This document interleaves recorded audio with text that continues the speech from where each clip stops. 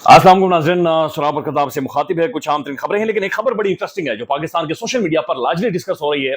और खबर यह है कि प्रॉपर्टी टाइकून पाकिस्तान के अमीर तरीन शख्स मलिक रियाज हुसैन, बरिया टाउन के मालिक, उन्होंने यह फैसला किया है कि वो भी इस जंग के अंदर उतरेंगे। यानी पाकिस्तान में जो घमासान की जंग मची हुई है, जो मार धाड़ जारी है, उसके अंदर मलिक रियाज भी ऑफिशियली अब उतरने वाले हैं और वो भी इस जंग का हिस्सा होंगे। यानी माजी में हमने ये देखा है कि जब भी पाकिस्तान में इस तरह की घमासान या कोलैप्स या टकराव निजाम का और किसी भी पॉलिटिशियन का या पॉलिटिकल पार्टी का हुआ है, बहुत सारे लोगों ने अपनी जान बचाई है। यानी लोग साइड पर हो जाते थे, बोलते नहीं थे, बातचीत नहीं करते थे, लेकिन अब एक डीएनए बदला है। अब लोग फेस करना चाह रहे हैं, अब सामने आना चाह रहे हैं, अब लोग टक्कर लगाना चाह रहे हैं। अब लोग कह रहे हैं कि नहीं, हम फेस करेंगे, हम सामना करेंगे और हम खड़े रहेंगे। मलिक रियाज हुसैन भी ये फैसला कर चुके हैं। अब ये बात आप ज़हन में रखेंगे, मलिक रियाज हुसैन पाकिस्तान की वो शख्सियत है जिन्होंने पाकिस्तानी मीडिया को पाला है, बच्चे की तरह पाला है। पैसे इतने ठोसे हैं, इतने खिलाए हैं, लेकिन मीडिया ने डकार नहीं मारा। जो ये प्रेशर पड़ा तो ये साइड पर हो गई। यानी बैरिया टाउन में बंदे मार दिए जाते थे या कोई चीज गिर गई, बंदे मर गए, मीडिया खबर नहीं चलाता था या रिपोर्ट भी करता था तो बड़ा एक धीमे से लहजे में कहता था निजी हाउसिंग सोसाइटी, निजी हाउसिंग सोसाइटी में ये सब कुछ हो गया है। और मलिक रियाज लिफाफे, फाइलें, बड़े बड़े साफियों को बैनुल अक़वामी टूर करवाना, पैसे देना, गाड़ियां देना, चाबियां दे देना, बहुत सारी बड़ी बड़ी शख्सियात को जेवरों के सेट, यानी बहुत चीजें ज़ाहिर है मलिक रियाज साहब दे सकते हैं, मैं और आप तो नहीं दे सकते, लेकिन मलिक रियाज साहब दे सकते हैं।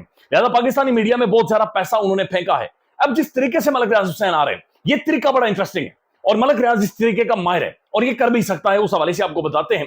साथ साथ काजी फाइसा पर बड़ी शदीद तनकीद हो रही है और खबर मानिका ने दांत निकाले टेलीविजन पर आकर। ये भी एक बड़ी बेहिसी है पाकिस्तानी मुआशरे की, उस पर बातचीत करते हैं। लेकिन सबसे पहले ये तस्वीर देखें।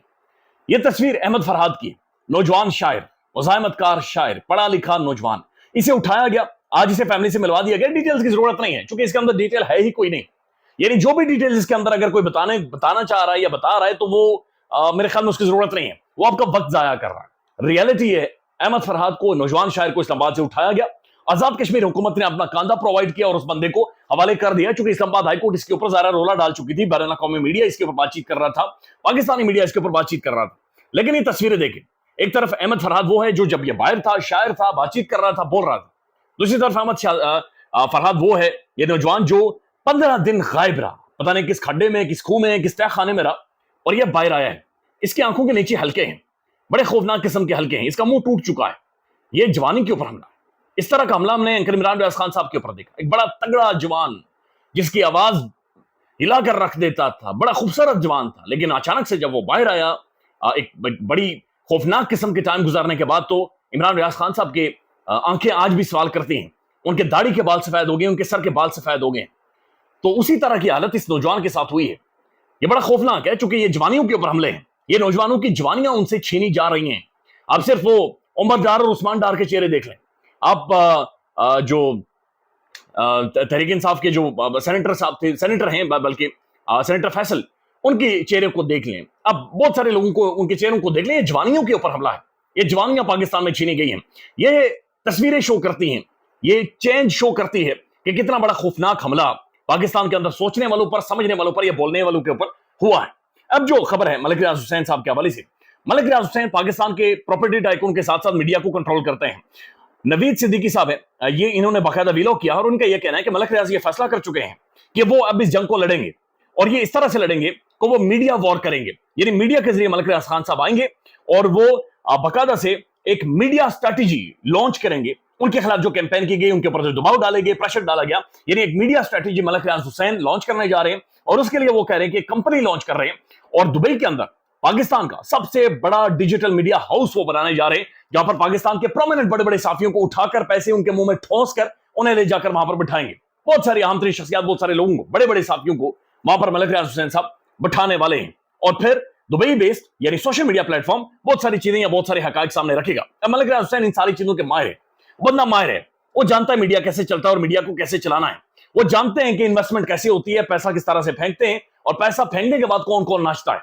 लिहाजा उन्होंने ये तहैया किया है या फैसला कर लिया कि पाकिस्तान का मीडिया चूंकि उनके कंट्रोल से बाहर हो चुका है, क्योंकि मीडिया कहीं और से कंट्रोल हो रहा है, लिहाजा वो एक पाकिस्तान का सबसे बड़ा डिजिटल मीडिया हाउस बनाने जा रहे हैं जो दुबई से ऑपरेट करेगा और डिजिटली यानी सोशल मीडिया पर पाकिस्तान के हवाले से बहुत सारी चीजों के हवाले से बातचीत करेगा।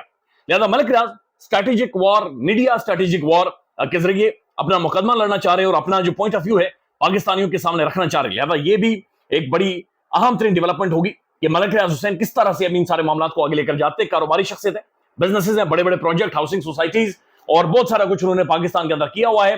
लेट्स सी कि वो किस हद तक इस मामले को ले जा सकते हैं।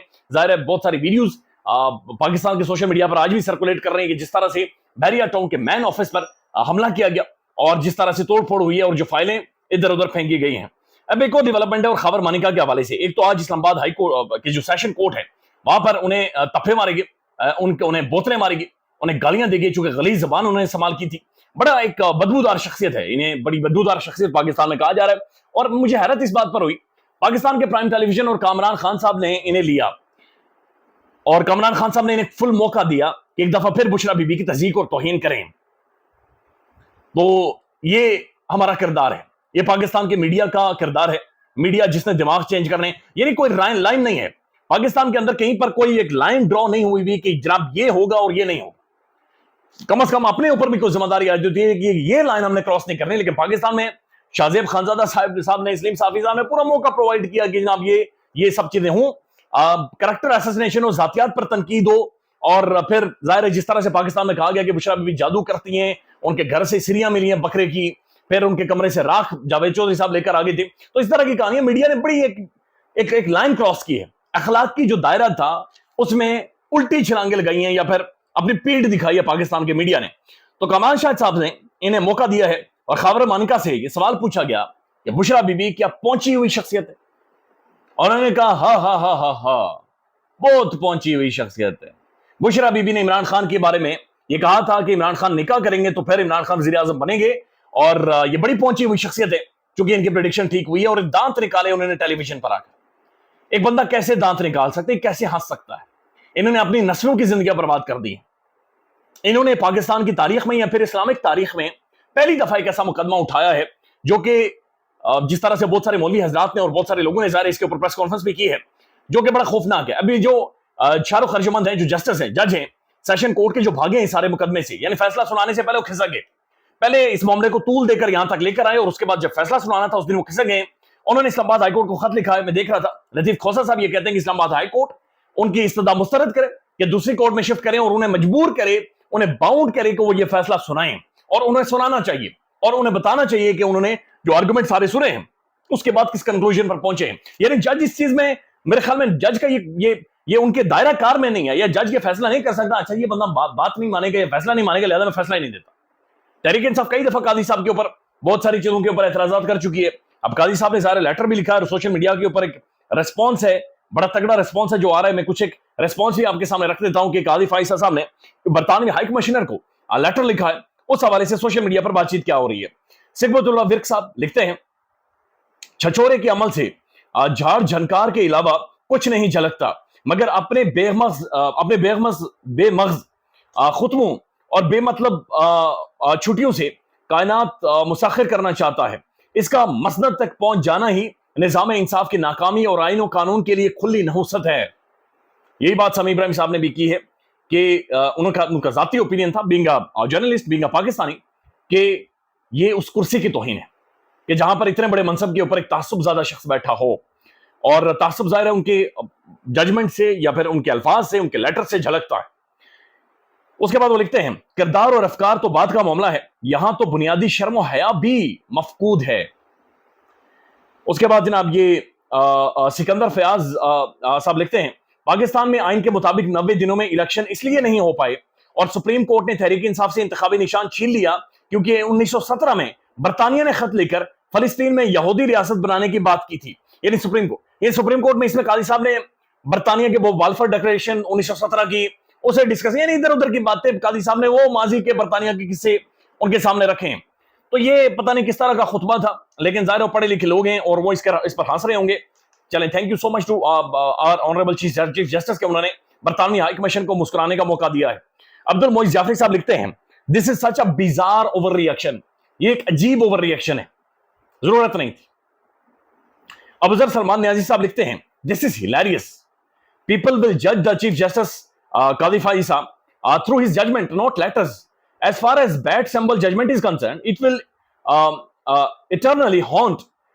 Same way, authors of Dossau's case, Maulvi Tirmizi, Maulvi Tamizuddin case, Asma Jilani case, Nusrat Bhutto case, and Zulfikar Ali Bhutto feel haunted.